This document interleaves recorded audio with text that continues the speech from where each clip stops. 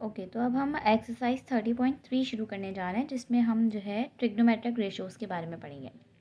ठीक है, वो पढ़ने से पहले हमें कुछ बातें और पढ़नी है, जिसमें से एक है कोटर्मिनल एंगल्स या जनरल एंगल्स। ये क्या होते हैं? ऐसे दो एंगल्स जिनका इनिशियल और टर्मिनल साइड्स, हमें पता है ना इनिशियल और टर्मिनल क्या होती है, कि जैसे ये एक एंगल है, तो इसमें से जिसकी तरफ से लेके और जिसके स्टार्टिंग और एंडिंग साइड जो है ये इनिशियल होती है और ये टर्मिनल होती है, यानी यहाँ से शुरू होकर यहाँ पे जा रहा है तो ये टर्मिनल हुई और ये इनिशियल हुई। ठीक है, ये दोनों ऐसे एंगल्स जिनकी ये दोनों सेम हो। ठीक है, अब सवाल ये पैदा होता है कि अगर एक एंगल है, ठीक है, लाइक दिस, जिसका इनिशियल ओ ए है, दूसरा ओ ए बी है। ठीक है, इनिशियल ओ ए हो गया और टर्मिनल ओ बी हो गया। ठीक है, और दूसरा भी एंगल है जिसका ओ ए है और बी है। तो अगर ये सेम ही हैं तो इनके बीच का थीटा भी सेम ही होगा। तो भाई ये तो एक ही चीज़ हुई ना, ये इनको अलग से कोई टर्म क्यों कही गई है? तो इसमें एक ट्विस्ट ये है कि देखिए ये तो यही है ओ ए ओ बी, ये भी ओ ए ओ बी। ठीक है, बट इसमें ये है कि ये वाली जो चीज़ है ना, ये तो नॉर्मल, जस्ट फॉर एग्जांपल हमने दो दो ये ली, ये एक वो है रे है, ये दूसरी रे है, ये यूं करके इतना ये थीटा बना रही है, ये एक इनिशियल हो गई, ये टर्मिनल हो गई। ठीक है, इतना तो हमें समझ में आ गया, अभी तक हम ये पढ़ते हुए आ रहे थे। अब लेकिन अगर ये हुआ कि ये वाला जो टर्मिनल साइड है ये घूम के पूरा कवर करने के बाद इसको यहाँ तक आ गई। ठीक है, अब अगर इसको आप 3D में देखें तो जैसे फॉर एग्जांपल ये ऊपर स्क्रू में हमारे वो होते हैं, वेजेस बने हुए होते हैं, तो अब वो क्या होता है, वो यूं करके ऊपर की तरफ आ जाते हैं, तो हमें समझ में आ जाएगा। लेकिन अगर आप ऐसे ही देखें तो इसको घुमा कर हम वापस इसी पॉइंट पर ले आए, लेकिन अब इसका एंगल चेंज हो गया। क्या चेंज हुआ कि पहले हमारा था थीटा, ठीक है, नॉर्मल थीटा था, ये यूं करके थीटा आ रहा था। अब क्या हुआ, इसमें एक सर्कल ऐड हो गया। सर्कल का वैल्यू हमें पता है 2 पाई होती है, हमने पहले पढ़ी है। ठीक है, 2 पाई इसकी सर्कल की वैल्यू होती है, तो हम थीटा में 2 पाई प्लस कर देंगे। इसी तरह मल्टीपल होते जाएंगे, यानी कि अगर वो एक नहीं 2 दफ़ा राउंड कर गया, यानी कि एक तीसरा एंगल हम बनाते हैं। ठीक है, अब यहाँ से एक फिर दो, ये इस तरह हो गया, तो इसकी क्या वैल्यू होगी कि हम 2 दफ़ा सर्कल को लेंगे, यानी कि 4 पाई। ठीक है, और उसमें फिर जो हमारा ये एंगल है थीटा, वो तो प्लस कर ही देंगे। तो ये जो होते हैं ना, जिनका हैंड सेम होते हैं, जिनकी रेस सेम होती हैं, लेकिन उनके एंगल डिफरेंट होते हैं बिकॉज ऑफ द रोटेशंस। कितने रोटेट करने के बाद जो है वो हमारे पास आ रही है, ये जो चेंजेस होते हैं ना, इनको को टर्मिनल एंगल कहते हैं। ठीक है, तो को टर्मिनल एंगल जैसे एक होता है थीटा। अच्छा, थीटा में क्या होता है कि अगर आपके पास कोई रेवोल्यूशन नहीं हो रही तो आपका 0 रेवोल्यूशन, तो ये आपका थीटा होता है नॉर्मल। ठीक है, अगर आपकी एक रेवोल्यूशन हो रही है, 1 रेवोल्यूशन, तो आपका होता है 2 पाई प्लस थीटा। ओके, और अगर आपकी दो हैं, 2 हो रही हैं, तो आपकी 4 pi plus theta and so on, मतलब ये चलता रहता है कि आप 6 पाई फिर 8 पाई, इस तरह से ये चलता रहेगा। ठीक है, अब जितनी भी इसमें रेवोल्यूशंस करते जाएंगे, 2 में 2 पाई ऐड होता जाएगा और जो है आगे बढ़ता जाएगा। तो ये जो एक थीटा के ये सारे टर्मिनल एंगल्स होते हैं, यानी अगर एक हमारे पास फॉर एग्जांपल थीटा है, 2 पाई हमारे पास थीटा है फॉर एग्जांपल, तो हम यहाँ पे 2 पाई ऐड करेंगे, तो इसका एक एक ये को टर्मिनल एंगल हो गया, फिर ये इसका को टर्मिनल एंगल हो गया, फिर इसका ये को टर्मिनल एंगल हो गया। तो ये इस तरह से ये वर्क करता है। ठीक है, अब इसमें दो वो होते हैं, एक होता है ये जो आपने बात करी है, तो एंटी क्लॉकवाइज डायरेक्शन में हमने दो तरीके के एंगल्स पढ़े थे ना, एक एंटी क्लॉकवाइज होता है, एक क्लॉकवाइज होता है। एंटी क्लॉकवाइज जो होता है वो पॉजिटिव होता है, ठीक है, और क्लॉकवाइज जो होता है वो नेगेटिव होता है। अब ये क्या हुआ, देखो देखें, जैसे ये जो है यहाँ से यहाँ पे जा रहा था, यानी कि ये ऐसे थीटा नाप रहे थे कि हम ये दोनों एक इनिशियल थे। ठीक है, इसमें से एक ज़रा सा उठा, यूं उठा, तो हमने यहाँ से यहाँ तक का एंगल मेजर कर लिया। अब इसको उल्टा कर लें कि जो है ये यूं था और ये क्लॉकवाइज डायरेक्शन में मूव कर रहा था। जैसे फॉर एग्जांपल ये यूं है, ठीक है, ये यूं है, और इसको क्लॉकवाइज डायरेक्शन में मूव करें, तो अब एंगल यहाँ से यहाँ पे मेजर होगा। ठीक है, इस साइड से इस साइड पे होगा। तो जब क्लॉकवाइज में मूव करता है तो एंगल हमेशा हम नेगेटिव में लेते हैं। ठीक है, अब यहाँ पे जो थीटा होगा वो होगा नेगेटिव थीटा, राइट। जो ये मैंने ब्लू से मार्क किया है, जो क्लॉकवाइज डायरेक्शन में है वो नेगेटिव थीटा होता है। ठीक है, ये बात हम पहले पढ़ चुके हैं। तो अगर अब इसमें ये रेवोल्यूशंस हुई, यानी कि अगर हम इसकी दूसरी रेवोल्यूशन की बात करें, ठीक है, तो दूसरी रेवोल्यूशन इसकी कैसी होगी, मैं दूसरे पेन से मार्क कर रही हूँ कि ऐसे जाके ये क्लॉकवाइज एक रेवोल्यूशन होगी इसकी। अच्छा, अब इसको कैसे मेजर करेंगे, वो तो हमने 2 पाई प्लस थीटा कर दिया। अब यहाँ पे क्या है, नेगेटिव थीटा है, तो हम नेगेटिव थीटा में +2 पाई ऐड कर देंगे। इसमें भी सेम ये काम करेंगे, बस थीटा हमारे पास नेगेटिव होगा और 2 पाई होता जाएगा। इसी तरह जो है अगर इसमें 2 रेवोल्यूशंस हुई तो वो हो जाएगा 4 पाई माइनस थीटा, मतलब माइनस को हमने आगे लिया है, एक ही बात है, मतलब माइनस थीटा या 4 पाई या minus theta 4 pi minus theta एक ही बात है। तो ये इसकी कोटर्मिनल एंगल्स कैसे होंगे, एक होगा इसका 0 रेवोल्यूशन, इसकी कोटर्मिनल एंगल होंगे 4 पाई माइनस थीटा, एक था 2 पाई माइनस थीटा, ठीक है, तीसरा होगा 6 पाई माइनस थीटा, इस तरह एंड सो ऑन। इसमें बस थीटा के साथ नेगेटिव साइन आ जाएगी क्योंकि क्लॉकवाइज डायरेक्शन में थीटा नेगेटिव होता है। ठीक है, ये हम डिस्कस कर चुके हैं। ओके, ये हो गया कोटर्मिनल एंगल्स। अब सवाल ये पैदा होता है कोटर्मिनल एंगल्स हम निकालते कैसे हैं। ठीक है, तो अच्छा, यही चीज़ हम डिग्रीज़ में भी कर सकते हैं। ये रेडियन में बात हो रही है, लेकिन हम यही चीज़ डिग्रीज़ में भी कर सकते हैं। डिग्रीज़ में बस क्या होगा, 2 पाई की जगह 360 का वो आ जाएगा, 360 डिग्री, क्योंकि हमें पता है 2 पाई 360 डिग्री के बराबर होता है। तो बस थीटा की जगह 2 पाई की जगह 360 आ जाएगा। तो ये कोटर्मिनल एंगल्स बन जाएंगे उसके। अच्छा, अब ये था कि हाउ टू फाइंड दैम।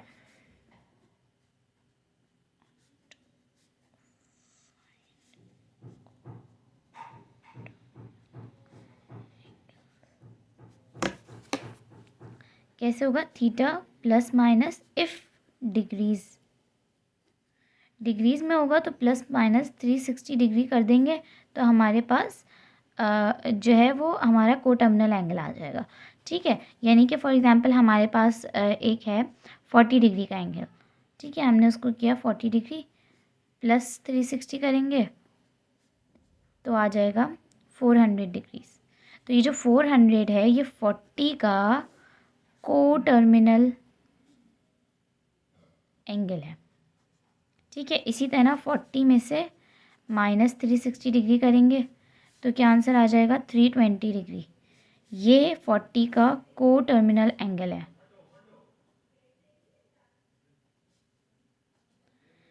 ठीक है, आप बात समझ गए। अब कोटर्मिनल एंगल्स ये होते हैं कि अगर एक एंगल पे दोबारा रेवोल्यूशन हो गई तो अब जो दूसरा एंगल बनेगा वो क्या होगा, तो ये होता है बेसिकली कोटर्मिनल एंगल। अच्छा, ये डिग्रीज की बात ये हुई थी, ये डिग्रीज के लिए फॉर्मूला है। अगर हम बात करें इफ रेडियन तो वो क्या होगा, थीटा प्लस माइनस 2 पाई। ठीक है, यहाँ पे थीटा की जगह कोई भी रेडियन वैल्यू ले लेंगे और 2 पाई उसमें प्लस माइनस करते जाएंगे, तो हमारे पास कोटर्मिनल एंगल्स आ जाएंगे।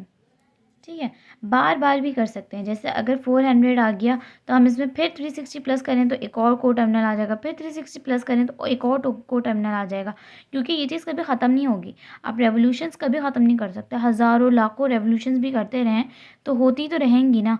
ठीक है, वो हम प्रैक्टिकली शायद पता नहीं कर सकते नहीं कर सकते किसी उसको, लेकिन हाँ, ये कभी ख़त्म तो नहीं होंगी, ये इन्फिनिट होती हैं। ठीक है, अच्छा, अब एक सेकेंड,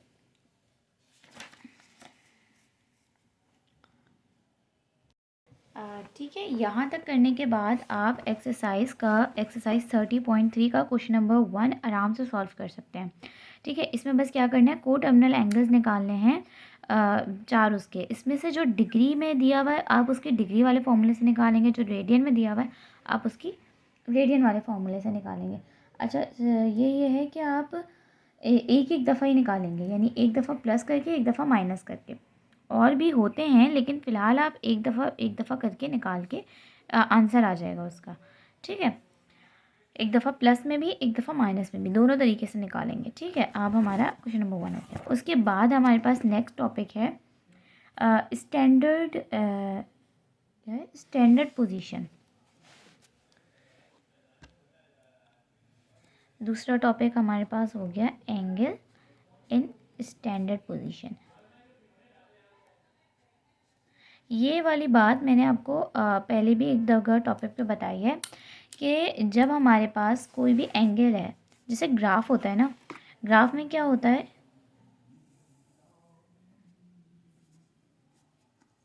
ये एक्स एक्सिस होता है, पॉजिटिव एक्स एक्सिस होता है, पॉजिटिव एक्स एक्सिस, ये नेगेटिव एक्स एक्सिस, ये पॉजिटिव वाई एक्सिस, ओ सॉरी नेगेटिव लगा दिया, ये पॉजिटिव है पॉजिटिव, और ये नेगेटिव वाई एक्सिस। ठीक है, और जो यहाँ पे ये मिल रहे होते हैं सारे वो, तो ये होता है ओरिजिन। ठीक है, यहाँ पे हर सारे उसकी वैल्यू 0 0 होती है। ठीक है, ये होता है नॉर्मल ग्राफ का स्ट्रक्चर। ठीक है, अब इसमें एक सेकेंड, अच्छा अब इसमें क्या है कि ये हमारे पास ग्राफ है ना, तो ऐसा एंगल जिसका वर्टेक्स वर्टेक्स यहाँ पे जहाँ पे दोनों उसके आर्म्स जो हैं वो मिल रहे हैं वो ओरिजिन पे हो, और उसका एक इनिशियल आर्म एक्स एक्सिस पे हो। ठीक है, ये एंगल का इनिशियल आर्म हो गया और ये टर्मिनल हो गया, तो उसका जो वर्टेक्स हो वो ओरिजिन पे हो और इनिशियल आर्म एक्स एक्सिस पे हो। ऐसे एंगल को हम standard position angle in standard position कहते हैं। ठीक है, अब इसमें यह है कि टर्मिनल की कोई वो नहीं है शर्त, ये टर्मिनल यहाँ पर भी हो सकता है, ये टर्मिनल यहाँ पर भी हो सकता है, टर्मिनल यहाँ पर भी हो सकता है, ये टर्मिनल यहाँ पर भी हो सकता है, लेकिन शर्त सिर्फ किस पे लगाई है हमने, इनिशियल पे और वर्टेक्स पे। ये दो चीज़ें जो है वो होनी चाहिए, बाकी टर्मिनल कहीं पर भी हो सकता है। तो standard angle in standard position मतलब कि ये होता है कि इनिशियल आर्म हमारा एक्स एक्सिस पे हो और वर्टेक्स जो है वो ओरिजिन पे हो। ठीक है, अब हमारे पास अगला टॉपिक आता है क्वाड्रेंट्स का। क्वाड्रेंट्स क्या होते हैं, जैसे कि मैंने अभी आपको ग्राफ बताया थोड़ा सा कि ग्राफ कैसा होता है, कि हमने ग्राफ को जो है 4 हिस्सों में डिवाइड किया हुआ होता है। ये हो बीच में उसके के हिस्से बनाए हुए होते हैं उसके, जिसमें से जो ये हमारी हॉरिजॉन्टल लाइन होती है ये हमारी एक्स एक्सिस होती है। ओरिजिन के राइट पे जो होता है वो पॉजिटिव एक्स एक्सिस होता है, ओरिजिन के लेफ़्ट पे नेगेटिव एक्स एक्सिस होता है, ओरिजिन के अपर साइड पे पॉजिटिव वाई होता है, ओरिजिन के लोअर साइड पे नेगेटिव वाई होता है।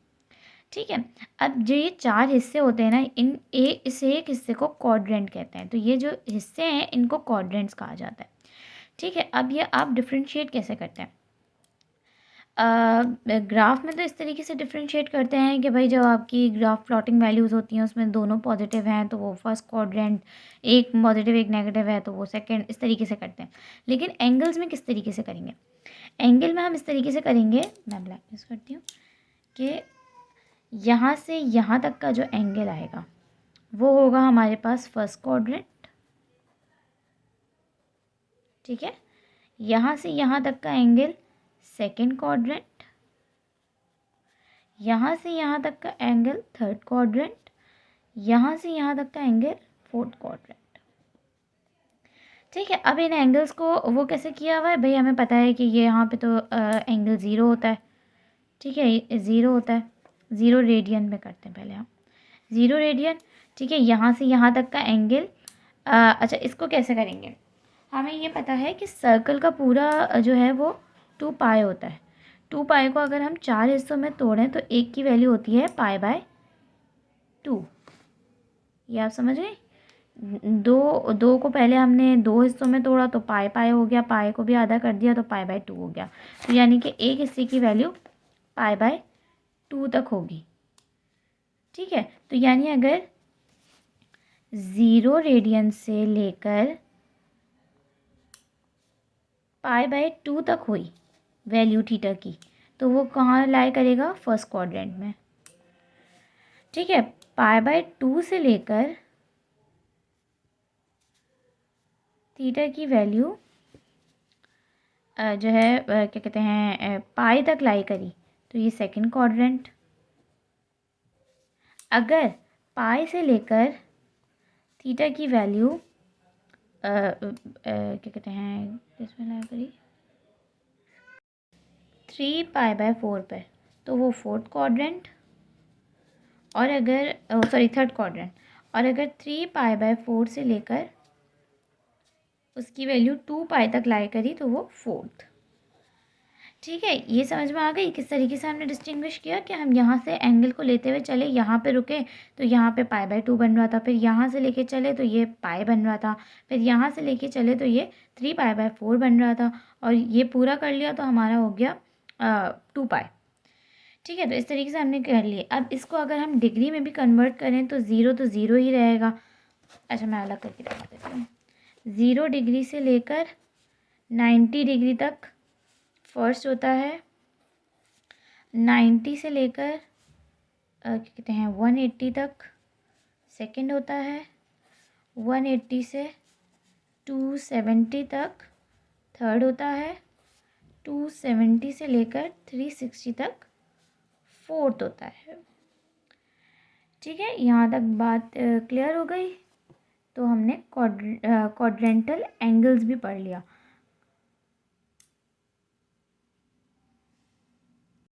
अच्छा, ये तो क्वाड्रेंट्स की वैल्यूज़ हैं कि कहाँ से कहाँ तक के क्वाड्रेंट्स होंगे। अब ये जो मेन वैल्यूज़ है ना, जो ये असल में कहीं पर भी लाई नहीं करती, क्योंकि ये हमारे एक्सिस को टच कर रही होती हैं।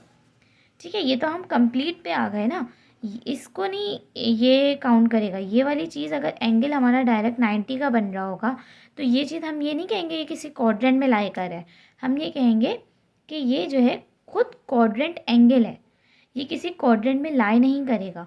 क्यों? क्योंकि इससे छोटी वैल्यूज जो होंगी वो फर्स्ट क्वाड्रेंट में होंगी, इससे बड़ी वैल्यूज जो होंगे सेकंड में होंगी। लेकिन ये कहाँ आएगा, ये अलग से क्वाड्रेंट एंगल का टॉपिक होता है, क्वाड्रेंट एंगल्स, जिसमें ये वाले एंगल्स लाई करते हैं, यानी कि 0 degree, 90 degree, 180 degree, 270 degrees, 270 degrees और 360 डिग्रीज। ये किसी क्वाड्रेंट में लाई नहीं करते, ये खुद क्वाड्रेंट एंगल्स होते हैं।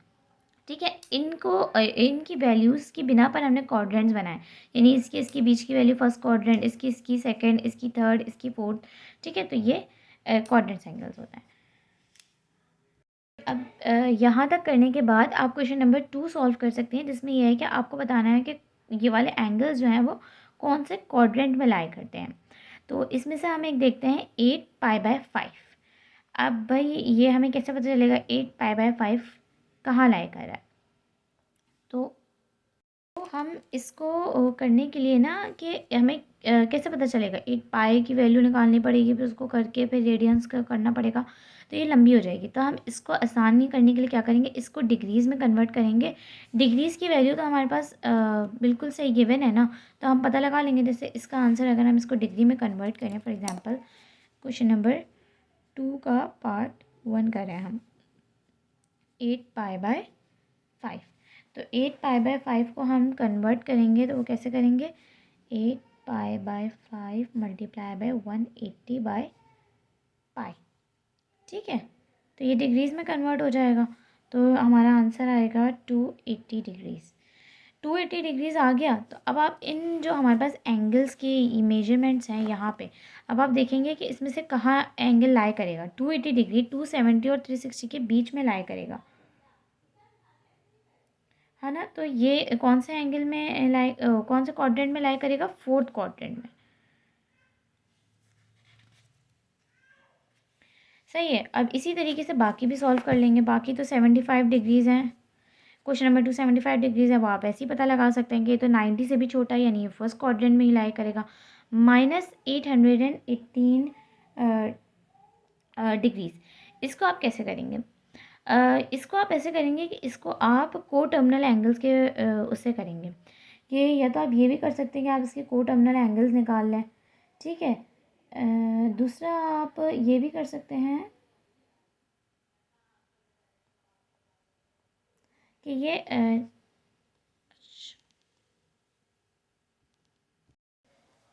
अच्छा भाई, अब ये 818 डिग्री है। क्वेश्चन नंबर पार्ट 3 करें, क्वेश्चन नंबर 2 का पार्ट 3, 818 डिग्री लेकिन नेगेटिव में। तो अब हम क्या करेंगे, इसको 360 के बंडल्स में तोड़ देंगे। क्यों? 360 के बंडल्स की मदद से इसके रेवोल्यूशंस निकल जाएंगे। जब रेवोल्यूशन निकल जाएंगे तो हमारे पास एक सिंपल एंगल बच जाएगा। तो हम पहले इसमें से 360 निकालते हैं। इसमें से 818 में से 360 माइनस किया, क्या आया? 8 7 7 3 4 6 5 11। ठीक है, अभी भी बढ़ा है 360 से, फिर 360 माइनस कर देंगे तो 8 3 6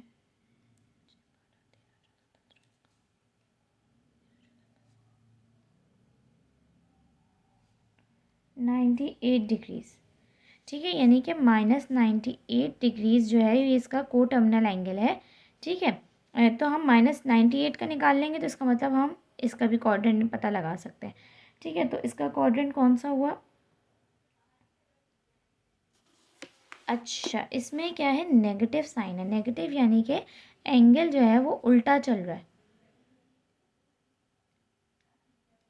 98 डिग्रीज तो अच्छा, अब अगर हम यहाँ देखें तो 98 बेसिकली हमारे हिसाब से सेकंड क्वाड्रेंट में लाई करना चाहिए था। ठीक है, लेकिन यहाँ पे एक नेगेटिव लगा हुआ है। नेगेटिव मतलब ये हुआ कि एंगल क्लॉकवाइज मूव कर रहा है, और क्लॉकवाइज मूव कर रहा है यानी कि वो ऊपर की तरफ नहीं जा रहा, वो नीचे की तरफ आ रहा है। और दूसरी बात ये है कि ये जो क्वाड्रेंट्स वगैरह होते हैं ना, ये जब ही परफॉर्म करते हैं जब ये स्टैंडर्ड पोजीशन में हो, यानी कि इनका इनिशियल जो है ना वो क्या कहते हैं, एक्स एक्सिस पे हो।